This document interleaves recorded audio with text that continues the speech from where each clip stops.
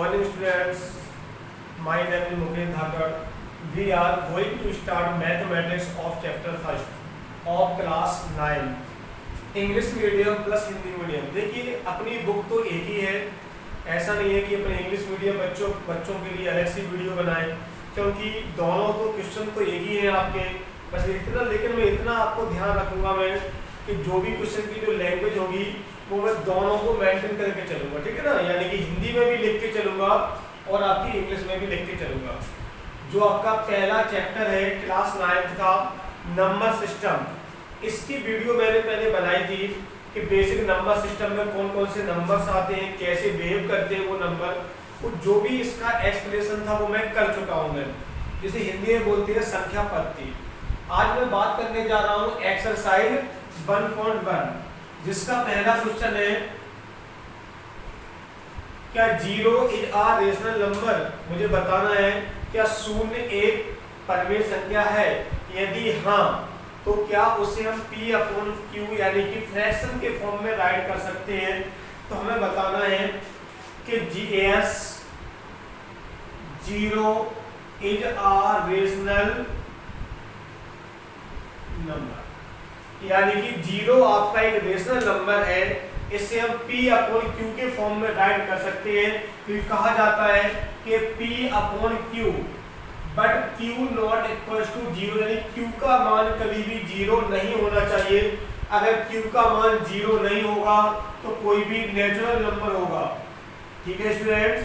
अगर 0 का जो डिनोमिनेटर है, यानी Q मतलब क्या होता है, डिनोमिनेटर होता है, अगर वो कभी 0 नहीं होगा तो बच्चों क्या होगा, नेचुरल नंबर होगा।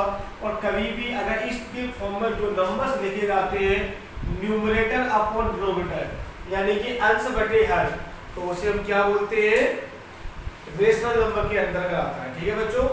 तो क्या बोला गया था कि बताना है कि 0 आपका रेशनल नंबर है। दूसरी बात मैं बताना चाहता हूँ आपको, यहाँ से आप कुछ भी नोट नहीं करना है, क्योंकि पहले मैं एक्सरसाइज 1.1 और 1.2 भेज चुका हूँ आपको मैं, तो आप वहां से फेयर वर्क कंप्लीट करते जाएं।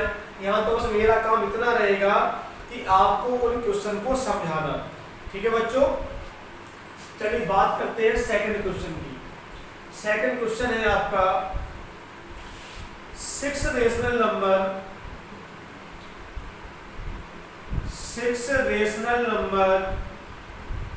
बिटवीन 3 and 4, 3 और 4 के बीच 6 परमेय संख्या ज्ञात कीजिए। तो मैं आपको जानकारी के लिए बताना चाहता हूं कि किन्हीं भी दो रेशनल नंबर के बीच में इनफाइनाइट रेशनल नंबर होते हैं। क्या होता है, अगर कोई भी दो रेशनल नंबर हैं, यानी कि अगर कोई भी दो रेशनल नंबर हैं तो इनके बीच में इनफाइनाइट रेशनल नंबर होते हैं, यानी कि इतने नंबर होते हैं दो नंबर्स के बिटवीन जिन्हें आप कभी भी गिन ही नहीं सकते, यानी कि जिन्हें आप काउंट नहीं कर सकते हो, ठीक है बच्चों। तो ऐसा नहीं है कि हमने कहा कि 6 नंबर आपने अलग लिख दिए, हमने अलग लिख दिए, इनमें कभी भी आपके आंसर मैच नहीं होते हैं। हो सकता है कि दूसरा टीचर में पढ़ते हो आप लोग, कहीं और पढ़ा हो आपने, तो उसमें आपके टीचर ने कुछ नए नंबर्स लिखवा दिए हो, हम कुछ और लिखवा दें, या तीसरा कोई नए और लिखवा दे, तो अब ये मत सोचना कि सर ने गलत लिखवा दिया या दूसरे वाले टीचर ने रॉन्ग करवा दिया, नहीं, इनफाइनाइट नंबर होते हैं, आप कोई भी नंबर लिख सकते हो।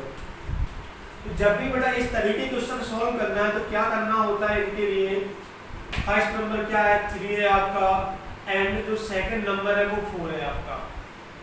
दोनों के नीचे 1 मानेंगे क्योंकि ये आपके रेशनल नंबर हैं, और रेशनल नंबर को हमेशा किसके फॉर्म में लिखा जाता है, P/Q के फॉर्म में राइट किया जाता है, ठीक है।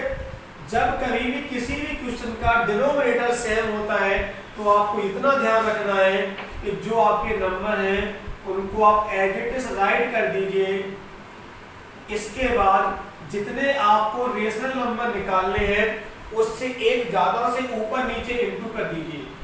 कितने बच्चों निकालने थे, 6 निकालने हैं, तो 6 के बाद क्या आता है 7, तो 7/7 7/7।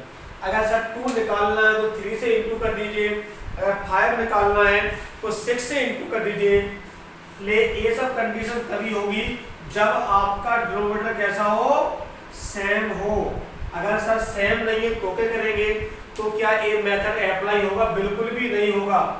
सबसे पहले आपको एचसीएफ करना होगा, यानी कि सबसे पहले आप इसका एलसीएम करने के बाद उनका डिनोमिनेटर सेम कर लेंगे, फिर इसके बाद इनको सॉल्व करेंगे। डिनोमिनेटर का मतलब होता है हर, जो नंबर हर में होते हैं ना उन्हें बोलते हैं डिनोमिनेटर। देखिए 7 3 जा 21/7, यहाँ क्या हो जाएगा 28/7। इनके बीच में कितने नंबर आ गए? 6 नंबर ही होंगे आपके, तो 6 रेशनल नंबर क्या क्या हो गए? R 22/7, 23/7, 24/7, 25/7, 26/7 और 27/7। 1 2 3 4 5 6 हो गए ना? ये आपके 6 रेशनल नंबर निकल आए। ठीक है बच्चों, तो क्या करना है आपको, मैं एक क्वेश्चन और बता रहा हूँ, उम्मीद करता हूँ कि ये आपको क्वेश्चन समझ आ गया होगा। अगला क्वेश्चन है 5 रेशनल नंबर बिटवीन 3/5 एंड 4/5, यानी कि 5 परमेय संख्या है आपकी, 5 परमेय संख्या ज्ञात करनी है जो कि 3/5 और 4/5 के बीच में हो। तो अभी हमने आपसे क्या कहा है, अभी आपसे आपको देखना है कि सर डिनोमिनेटर सेम है, यानी कि जो हर का मान है यहाँ भी 5 है, यहाँ भी 5 है, तो क्या करेंगे बच्चों 3/5 एंड मतलब और 4/5, 3/5 और 4/5 इसको एडिटिव राइट कर देंगे। बच्चों कितने निकालने हैं 5, तो किससे इंटू करेंगे 6 से इंटू कर देंगे ऊपर नीचे,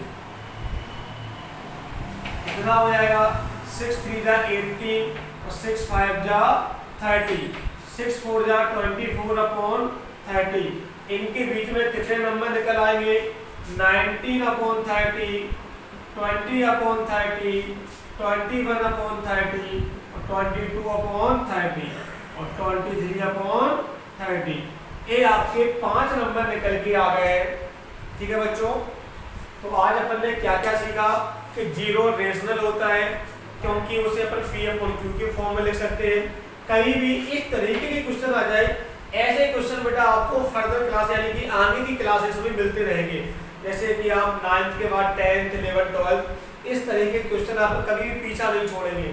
तो सबसे अच्छा मेथड इसका यही है कि पहले आपको देखना है कि इन क्वेश्चंस का जो आपका डिनोमिनेटर है यानी कि जो आपका हर है वो इक्वल है या नहीं है। अगर इक्वल होता है तो कुछ नहीं करना, जितने भी रेशनल नंबर आपको निकालने हैं उससे एक नंबर ज्यादा से आप मल्टीप्लाई कर देंगे। अगर किसी का डिनोमिनेटर सेम नहीं है तो पहले उसका आप क्या करोगे, उन दो नंबर्स का आप एलसीएम करोगे, एलसीएम के बाद उनका डिनोमिनेटर आप सेम करोगे, इसके बाद इस फॉर्मूले को फिर आप अप्लाई कर सकते हो। ठीक है, आशा करते हैं कि ये वीडियो आपको बहुत समझ में आई होगी, अच्छे से पढ़ना आप लोग। आज मैंने आपको एक्सरसाइज 1.1 कंप्लीट करा दी है। इसके बाद जो अगला क्वेश्चन है उसमें ट्रू फॉल्स है वो मैंने भेज दिए मैंने आपको। ठीक है, चलिए थैंक यू सो मच।